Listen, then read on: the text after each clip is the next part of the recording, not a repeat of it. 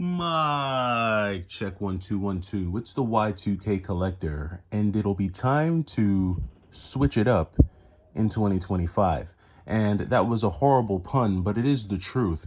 I've spent the majority of 2024 focusing on retro game collecting, and at this point, I feel like I've gotten the bulk of the retro games that I want. There's only a handful of retro games that I'm still on the hunt for. I could probably count on both hands how many retro games I really feel like I want to have in my collection. And I'll probably make a different video on that for another day. But I want to talk about my return to collecting for the Switch, which back in 2021 and 2022, I was a huge collector of the Switch, a big fan of it. I thought the Switch had some amazing ports. I thought that there were some really great games that were just way too expensive to buy on their original consoles that received some pretty cool ports to the Switch. A couple of them being Xeno Crisis. This was a Neo Geo classic, which the original version of this game is thousands of dollars. But they did port it to the Switch, and when they did, this one was pretty expensive. This one was sent to the Switch through Strictly Limited. It's gone down in price, but it's still a pretty cool game. I think there is a Dreamcast port to this game as well. Um, I'm not sure what the price on that is, but I would say the Switch is probably a lot more accessible than the Dreamcast for most gamers at this point, which is probably why the Switch price did go up as much as it did, and is still pretty. It's still pretty up there for Xeno Crisis. Another example would be Gunlord X, another really cool run and gun shooter on the Nintendo Switch. This too was a Neo Geo game that got ported to the Switch. Really fun game as well. And I've downloaded the bulk of these, so there was no need for me to open up my sealed copies. I did want to keep a good chunk of my Switch collection sealed for certain games. Not all of my Switch games are sealed, but a good chunk of them, or the ones that I kept anyway, are sealed. The Switch also got some really cool games that were only really seen in the arcades. You've got Raytheon EX, which is a classic shoot 'em up. For those of you who don't know, my favorite genres are run and gun shooters, shoot 'em ups or shmups, side-scrolling hack and slashers, and action platformers. Those are really like my favorite types of games. And so Raytheon EX is definitely one of those really great games as well. There's been a lot of talk about reprints that are going to be happening in 2025. I've gotten a lot of comments from people asking me if I heard about the reprint of a very, very expensive game. And that is this game right here, which is The Messenger on the Nintendo Switch. The Messenger is definitely another one of my favorite games on the Switch, which is why I kept it in my collection. But The Messenger is also one of the most expensive games on the Switch. Even a complete in box copy of The Messenger can go at least the special edition I know goes online right now for somewhere between $280 and $300. This is the special reserve edition that came out, but there is supposedly a reprint that's supposed to be coming out for this game. Now, I did do minor research on this reprint, and from what I understand, they're only going to be reprinting this game overseas. I hadn't heard about a North American reprint for this game. Nevertheless, it's still going to be something that a lot of people who never had a chance to get the first print, it's still going to be something that a lot of Switch collectors and people who are new to the Switch will go after, just because of how expensive the first print has been. And so I think this is very interesting because a lot of the comments and a lot of the talk that I've seen is how the reprint is basically going to decimate the value of the first print. And I agree, but I also disagree with that statement. And the one example that I can turn back to is one of my favorite games. I actually recently beat this game, which is Blasphemous. Now, this is the first print of Blasphemous. Blasphemous is a 2D side-scrolling hack and slash game, very dark type of game. And I would say for a lot of fans of this genre, this is probably one of your favorite games of this type on the Switch. There have been a number of games that have come out after Blasphemous that have tried to mimic the same type of formula. You've got games like Moon Scars. You've got games like The Last Faith. You've got games like Bloodstained.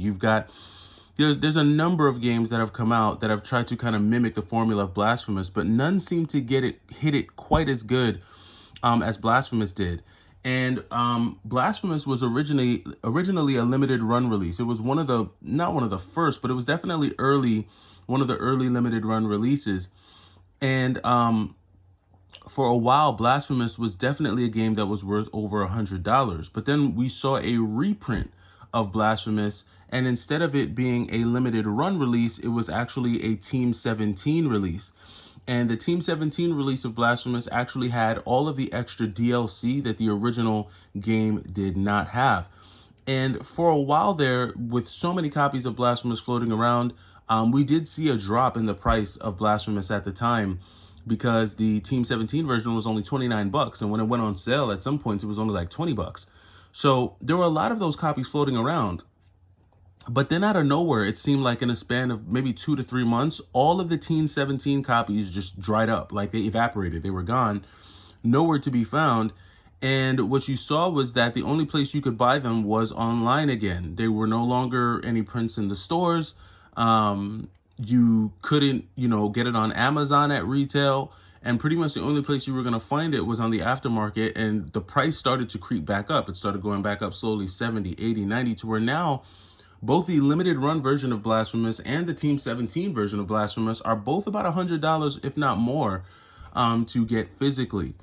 And so I personally think that when it comes to pricing of a game, or the price of a game, or the value of a game, there is a fun factor and a desirability factor in it too.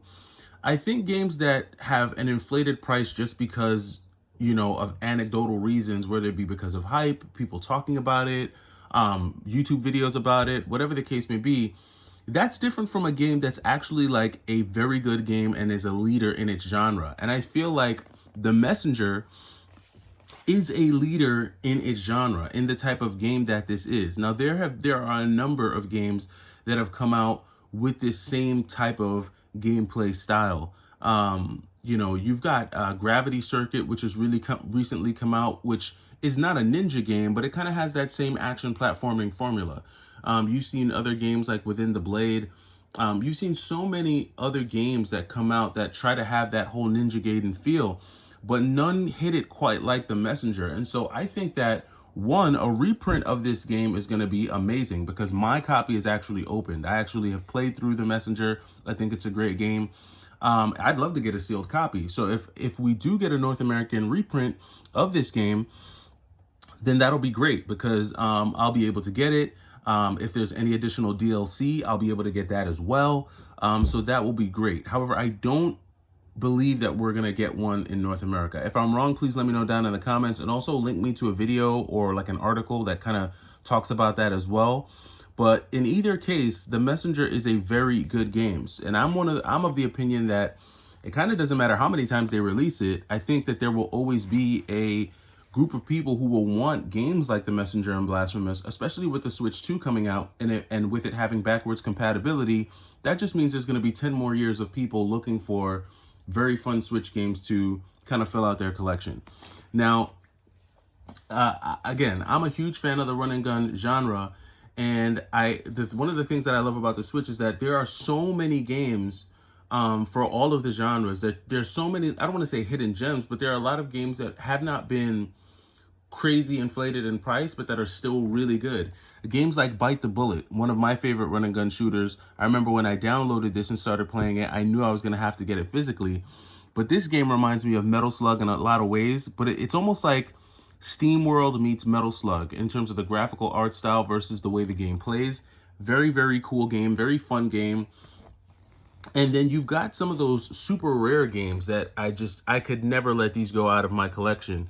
Flynn, Son of Crimson. I have this both on the PlayStation 4 and the Nintendo Switch. That's how cool this one is. Steriden Binary Stars, a cool like cartoon-based, well, it's really more like a pixelized shoot 'em up side-scrolling shooter. You've got games like Inmost and Haiku, these monochromatic action platform style games, which are just really unique, have that whole 8-bit feel. There's so many really cool games that you can get on the Nintendo Switch. And that was my fear with collecting for the Switch, because you can get really lost in how many really cool titles there are. And then when you factor in how many games they're constantly porting to the Switch, it almost seems like your collection could be endless. I mean, think about all the things that they're adding on there. They brought Gargoyles to the Switch, which was originally on the Genesis. They brought almost every 2D Castlevania game to the Switch. They've brought, Contra collections. I'm waiting for them to release like Darkwing Duck, all the Darkwing Duck games on the Switch. That I'm waiting for that, because there have been Darkwing Duck. You have the Darkwing Duck on the Game Boy, you have Darkwing Duck on the NES.